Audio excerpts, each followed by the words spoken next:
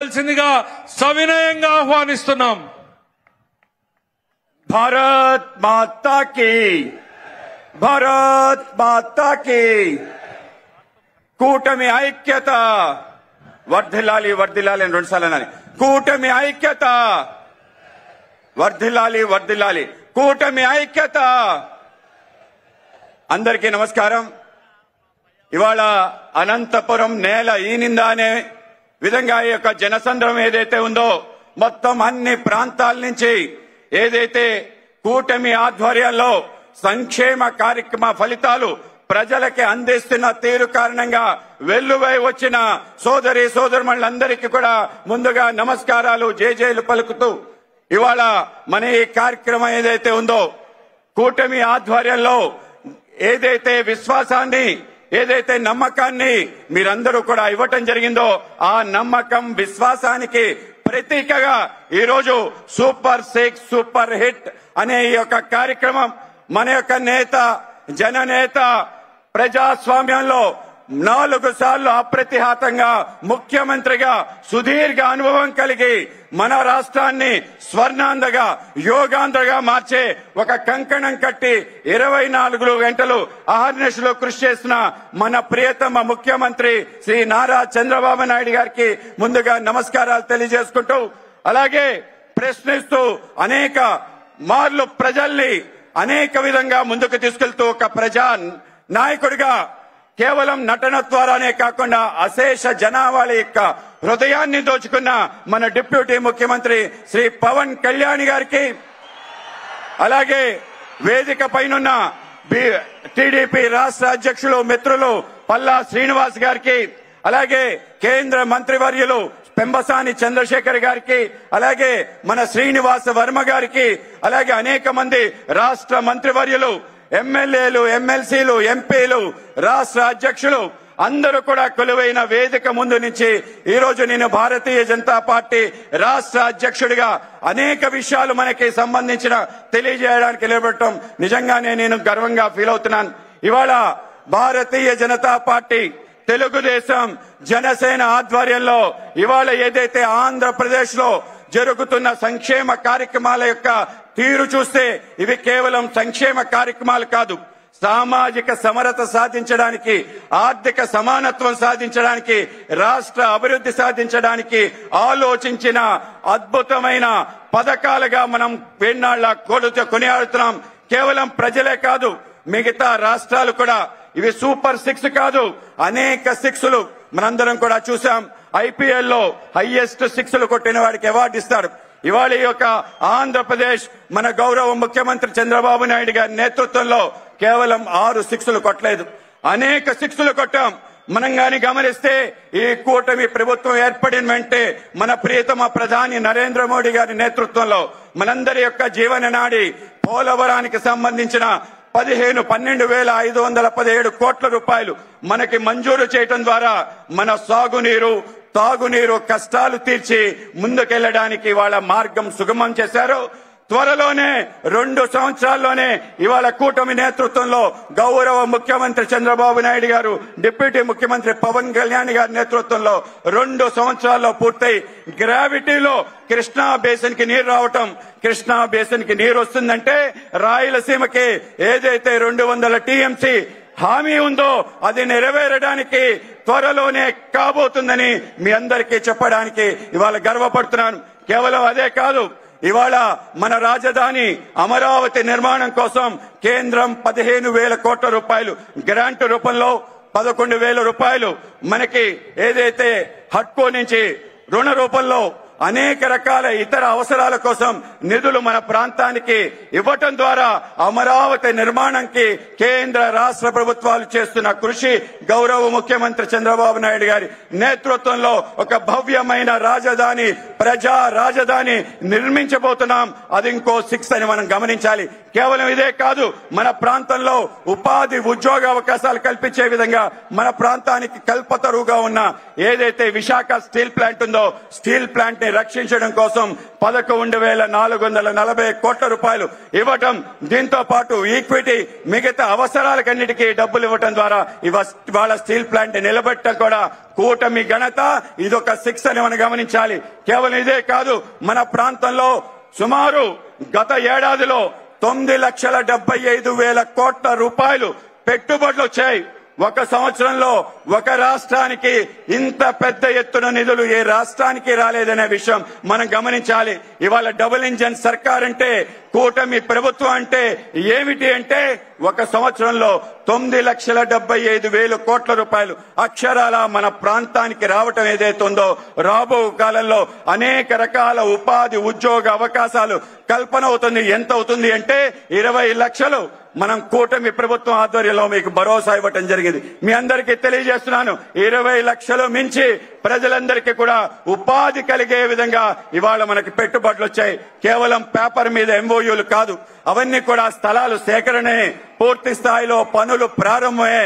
ఇవాళ మన green hydrogen project Visakhapatnam సంబంధించి ఎన్టీపీసీ సంబంధించిన ఏదైతే ప్రాజెక్ట్, దాని తర్వాత ఆర్సెల్ మిట్టల్ అని చెప్పి ఇంటిగ్రేటెడ్ స్టీల్ ప్లాంట్ సంబంధించిన నిర్మాణం గాని, బీపీసీఎల్ సంబంధించిన పెట్రో కెమికల్ కాంప్లెక్స్ గాని, ఈ విధంగా అనేక రకాల పెట్టుబడులు వస్తున్నాయి.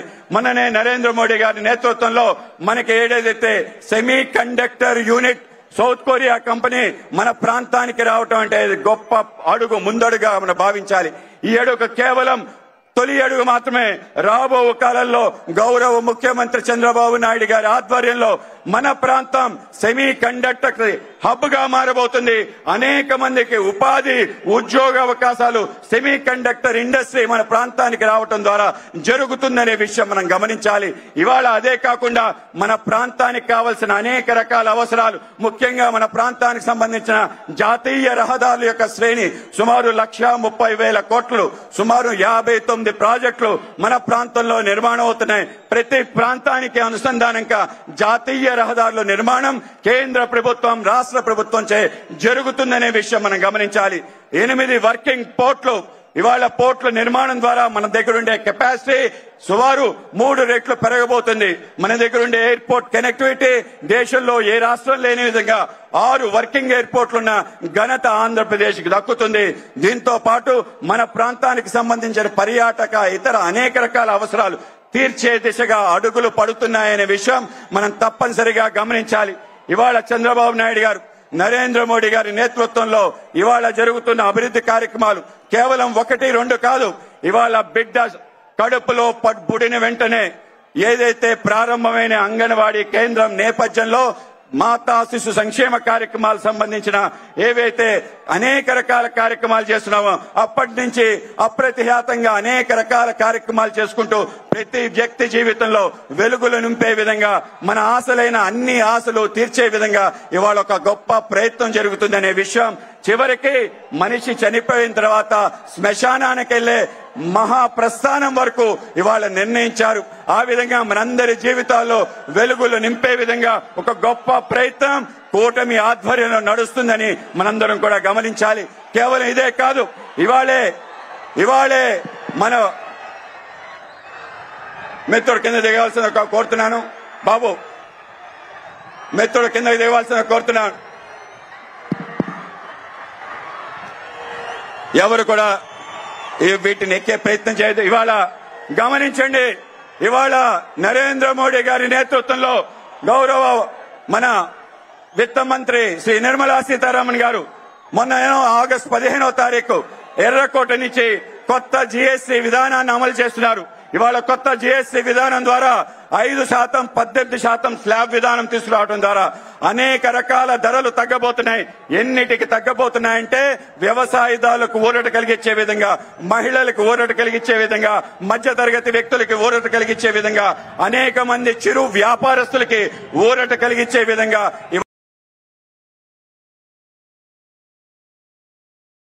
రాబోతుంది.